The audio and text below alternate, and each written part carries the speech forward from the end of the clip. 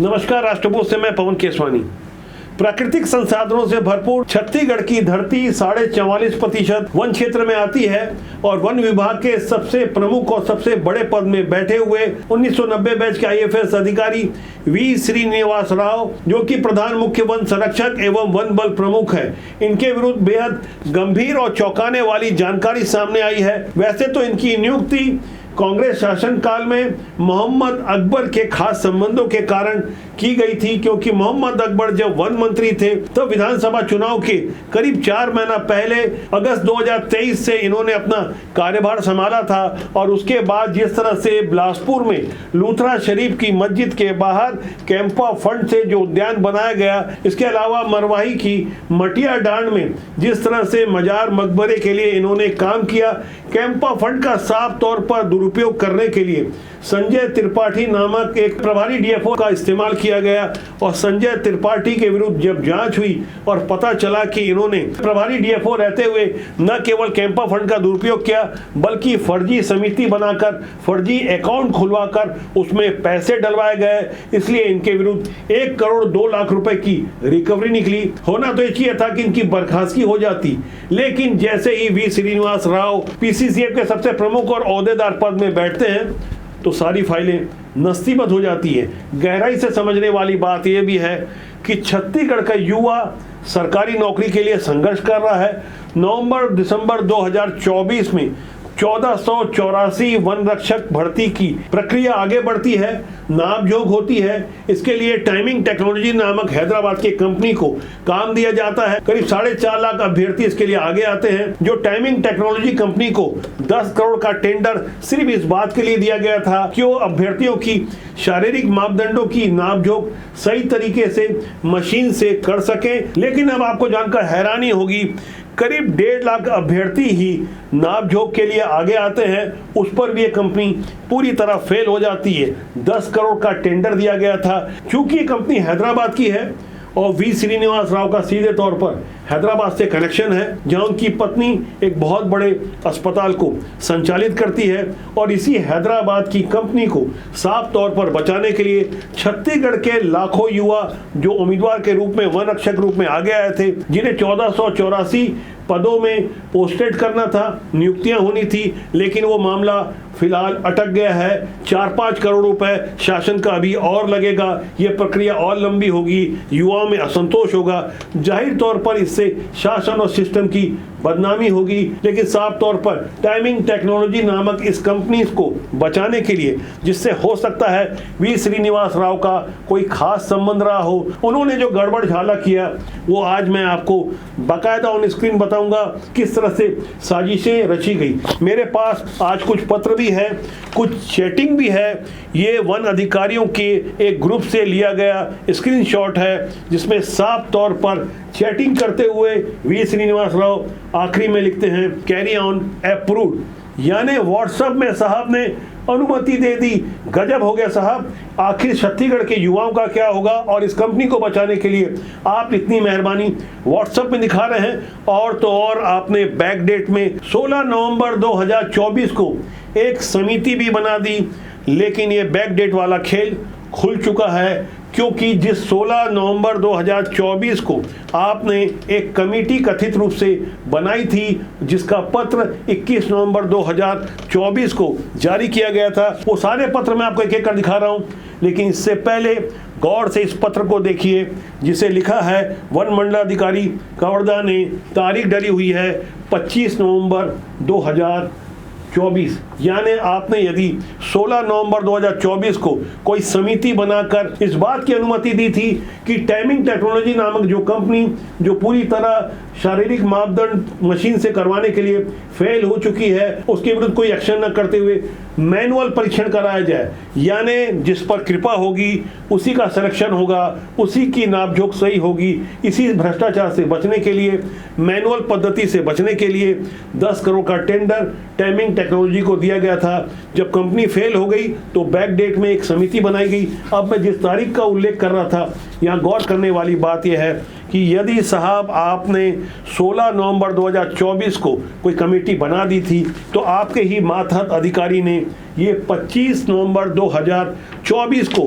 कैसे पत्र जारी करते हुए आपसे अनुमति मांगी थी कि हमें मैनुअल पद्धति से शारीरिक नापझोंक करने की अनुमति दी जाए क्योंकि अभ्यर्थी परेशान हो रहे हैं। इसी तरह का एक और पत्र हमारे पास आया है जिसे आप देख सकते हैं, जिसे रायगढ़ के वन मंडलाधिकारी ने जारी किया है और ये पत्र भी 17 नवंबर का है। जब 16 तारीख को आपने कोई कमेटी बना दी थी तो आपके मातहत अधिकारियों को क्या इस बात की जानकारी नहीं थी? हो सकता है कि रायगढ़ के वन मंडलाधिकारी को जानकारी नहीं होगी क्योंकि आपने एक ऑफिशियल पत्र बाकायदा 21 नवंबर को जारी किया था। वो पत्र भी मैं आपको दिखा रहा हूं, 2 पन्नों का ये पत्र है जो आप देख सकते हैं अपनी स्क्रीन में, जिसमें अपर प्रधान मुख्य वन संरक्षक ने साफ तौर पर रायपुर, महासमुंद, धमतरी, बालोद, राधनगांव के समस्त वन मंडलाधिकारियों, नोडल अधिकारियों को यह लिखा था कि वन रक्षक के 1484 पदों की सीधी भर्ती हेतु शारीरिक नापझोंक एवं दक्षता परीक्षण की कार्रवाई मैनुअल पद्धति से कराने के लिए प्रधान मुख्य वन संरक्षक एवं वन बल प्रमुख वी श्रीनिवास राव की अध्यक्षता में समिति गठित की गई है। 16 नवंबर 2024 को उपरोक्त अनुसार कार्रवाई का अनुमोदन किए जाने का निर्णय लिया गया है। हालांकि इस पत्र में भी त्रुटि है, 2024 की जगह 2021 लिख दिया गया है जबकि पत्र 2024 का ही है और ये समिति भी 16/11/2024 को ही कथित रूप से दिखावे के लिए गठित की गई थी, जिसके अध्यक्ष खुद वी श्रीनिवास राव थे। और इस कंपनी को बचाने के लिए अब जो छत्तीसगढ़ के बेरोजगारों का अहित हो रहा है, वन रक्षकों की भर्ती अब नए सिरे से होगी। जो विभाग की ओर से जनता के पैसे खर्च किए गए थे, करोड़ों रुपए का बंदरबाट कैसे होता है, इस बारे में आपको कुछ और जानकारी मैं आपको आगे दे रहा हूं। लेकिन उससे पहले समझना होगा कि आखिर वी श्रीनिवास राव के ऊपर किसकी मेहरबानी है। जब ये मोहम्मद अकबर के खास थे, कांग्रेस के शासन में की नियुक्ति हुई थी, भूपेश बघेल का आशीर्वाद प्राप्त था, अब भारतीय जनता पार्टी की सरकार बने करीब 1.25 साल हो गया है और आने वाली मई तक जब PCCF chief V Srinivas Rao retired हो जाएंगे, फिर भी उनके ऊपर भरपूर कृपा बरसाई जा रही है। ऐसी ही अज्ञात कृपा दृष्टि को समझने के लिए मैंने खुद वन मंत्री केदार कश्यप से बात की। केदार कश्यप जी का कहना था कि मैंने वी श्रीनिवास राव को पद से हटाने की इच्छा प्रकट करते हुए कोई पत्र जारी किया था। लेकिन अब यहाँ सबसे बड़ी हैरानी की बात यह है, बावजूद इसके वी श्रीनिवास राव एक पावरफुल लॉबी से जुड़े हुए हैं, उनके विरुद्ध कोई कार्रवाई नहीं हो रही है, जबकि उनका विवादों से पुराना नाता रहा है। लंबे समय तक कैंपा फंड के सर्वे सर्वा बने हुए थे। दरअसल कैंपा फंड कंपनियों द्वारा दिया गया लाखों करोड़ों अरबों का वो फंड होता है जिससे वन विभाग और उन्नत किस्म के वनों को समृद्धशाली बनाया जा सकता है। वनों के विकास के लिए ये फंड आता है, लेकिन इस फंड का दुरुपयोग करने के लिए वी श्रीनिवास राव की बराबर से भागीदारी बनी रही। यही कारण रहा कि बिलासपुर की लूथरा शरीफ मस्जिद के बाहर जो उद्यान बनाया गया है, जो गार्डन बनाया गया है, एक वर्ग विशेष को खुश करने के लिए, मटिया डांड में भी जिस तरह से दरगाह और मस्जिद के लिए कृपा दृष्टि बरसाई गई है, साफ तौर पर यह मामला तुष्टीकरण से जुड़ा हुआ है। और ऐसे गलत कार्यों को करने के लिए वी श्रीनिवास राव के 2-3 बड़े अधिकारी काफी करीबी हैं, उनके विरुद्ध साफ तौर पर भ्रष्टाचार और यहां तक रिकवरी के भी आदेश निकले। उनकी बर्खास्तगी हो सकती थी, लेकिन सारी फाइलें नस्तीबद्ध कर दी गई है। उसमें एक अधिकारी हैं संजय त्रिपाठी, जिनके बारे में मैंने पहले जिक्र किया। इसी तरह हाल में रिटायर्ड हुए बिलासपुर के मुख्य वन संरक्षक यानी सीसीएफ रहे प्रभात मिश्रा, इन्हें वापस संविदा में लाने के लिए वी श्रीनिवास राव इच्छुक हैं। प्रभात मिश्रा के ऊपर कई गंभीर आरोप लगे हैं। उन्होंने दुर्भावनापूर्वक अपने 2 पूर्व वन मंडलाधिकारियों के विरुद्ध सिर्फ इसलिए इंक्वायरी बैठा दी क्योंकि उन्होंने उनके गलत कार्यों में साथ नहीं दिया। आरोप तो यहां तक लगे, बिलासपुर जोन जहां के प्रभात मिश्रा सीसीएफ थे, उनके कार्य क्षेत्र में कटघोरा, कोरबा, जांजगीर चांपा, मुंगेली, बिलासपुर, रायगढ़ और धर्मजयगढ़ के वन क्षेत्र आते हैं। ये सिर्फ वन क्षेत्र नहीं है बल्कि कोयला उपजाने वाली धरती है और यहीं से माइंस और ट्रांसपोर्टिंग का लंबा खेला होता है। माइनिंग का जो ओवरबर्डन होता है उसके लिए वन क्षेत्र का इस्तेमाल होता है। इतना ही नहीं, कोयले के अवैध उत्खनन में भी यदि वन विभाग ईमानदारी पर आ जाए तो करोड़ों नहीं बल्कि अरबों के भ्रष्टाचार का भांडा फोड़ होगा। लेकिन ऐसा होगा क्यों? क्योंकि जेबें गर्म कर दी जाती है। प्रभात मिश्रा फिलहाल रिटायर्ड हो गए हैं, बावजूद इसके जितनी जोड़ जुगाड़ लगा रहे हैं और जिस तरह का वन विभाग में माहौल है, वी श्रीनिवास राव की जिस तरह से चल पड़ी है, ऐसा लगता है कि प्रभात मिश्रा बहुत जल्दी बाएं फैलाकर वापस बुलवा लिए जाएंगे। यानी वी श्रीनिवास राव का साथ देने वाले संजय त्रिपाठी और प्रभात मिश्रा जैसे कुछ और लॉबी है जो कि छत्तीसगढ़ की 44.5% वन भूमि को बर्बाद करने में अपनी सहभागिता देती रही है। ऐसे लोगों का चेहरा बेनकाब होना चाहिए। गहराई से जब हम इस विषय पे आगे पड़ताल कर रहे हैं तो एक एक कर पड़ते उधरती जा रही है। दुर्ग में निजी भूमि पर सागौन लकड़ी काटने की अनुमति और सीधे डिपो में बुलाने वाले कुछ और बड़े मामले के बारे में भी हम आगे के कुछ एपिसोड में खुलासा करेंगे। इसी तरह के ढेर सारे खुलासे हैं जहां हम गहराई से एक एक बातों को समझ रहे हैं कि आखिर वी श्रीनिवास राव को इतना पावरफुल किसने बनाया। जब वो मई में रिटायर्ड होंगे तो क्या वो खाली हाथ जाएंगे? रिटायरमेंट के साथ उन्हें जो सुविधाएं मिलती है उसके अलावा क्या कुछ बहुत बड़ा लेकर हैदराबाद वो जाने वाले हैं? और हैदराबाद की टाइमिंग टेक्नोलॉजी जैसी तमाम कंपनियों, तमाम एजेंसियों को आखिर क्यों मोबिलाइज किया जा रहा है? वी श्रीनिवास राव की ओर से संपर्क करने वाले एक संविदा अधिकारी हैं जिनका नाम पता चला है देवेंद्र कुमार सिंह मौर्य। ये भी कैंपा का काम देखते हैं, जो कि वी श्रीनिवास राव के खास संविदा अधिकारी हैं, जो कि सीधे अनेक डीएफओ से बात करते हैं। छत्तीसगढ़ के वन विभाग से जुड़े हुए कुछ अधिकारियों ने जब हमें ये चैट की कॉपी सौंपी तो उसके साथ कुछ और दस्तावेज भी सौंपे हैं।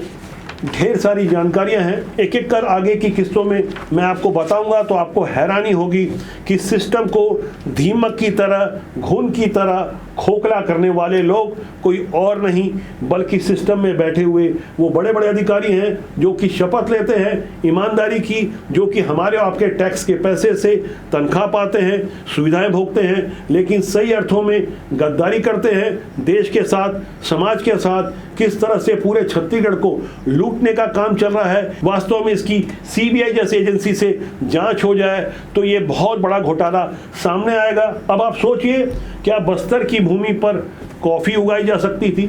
लेकिन वन विभाग द्वारा ये कमाल भी किया गया है, जबकि ये प्रमाणिक साक्ष्य है कि छत्तीसगढ़ में कॉफी नहीं उगाई जा सकती क्योंकि यहाँ का वातावरण उसके अनुकूल नहीं है। जैसे पहले कागजों में तालाब खुदवाया गया और उस तालाब में डूबने से कुछ लोगों की मृत्यु हो गई, मुआवजा भी मिल गया, इसलिए तालाब को पाड़ दिया गया, मौके पर जाकर वो तालाब भी नहीं मिला। ऐसे विषयों को मैं आगे बताऊंगा, तब आपको शायद और ज़्यादा हैरानी होगी कि आखिर चल क्या रहा है और ये कर कौन रहा है, जाते आते सबसे बड़ी बात इन्हें बचा कौन रहा है। सारी बातें तथ्यों के साथ, प्रमाणिक दस्तावेजों के साथ मैं आने वाले एपिसोड में आपको बताऊंगा। हमारा मानना है कि अच्छे लोग सिस्टम में आए, खासकर राजनीति में आए, क्योंकि राजनीति बुरी नहीं होती, उसमें काम करने लोग अच्छे या बुरे होते हैं। देश और समाज के लिए राष्ट्रबोध आपका अपना जनमंच है, इसका सूत्र वाक्य है राष्ट्रहित सर्वोपरि। तो आज के लिए इतना ही, बहुत जल्दी मैं आपसे फिर मिलने वाला हूँ। नमस्कार।